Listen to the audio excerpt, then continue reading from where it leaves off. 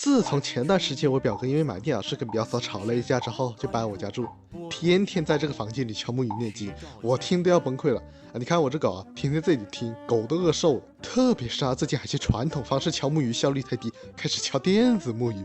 我现在是真担心佛祖一觉醒来发现自己掉到榜2了。为避免表哥也被压到五指山下，还是帮帮他吧。正好附近有个风景区，一次美妙约会，说不定能让他们重燃往日激情。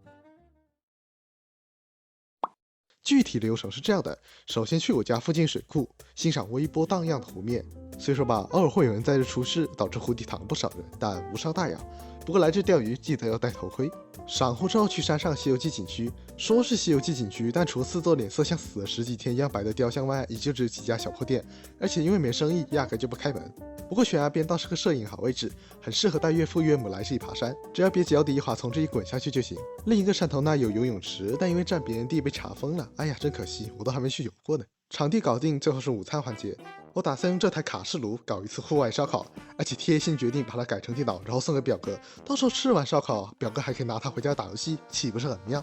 考虑到卡式炉体积限制，电脑硬件方面都只能选择最小型号。溧阳 B75i 山寨主板，上面有个 M2 硬盘接口，比起 SATA 固态硬盘能省下不少空间。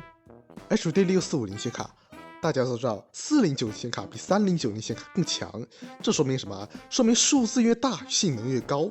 而我这张6450显然能够碾压4090。迷你250瓦电源，功率不高，但勉强够用。改造过程非常简单，切一块亚克力板放在下面，然后把零件都往里面装就行。接着开机。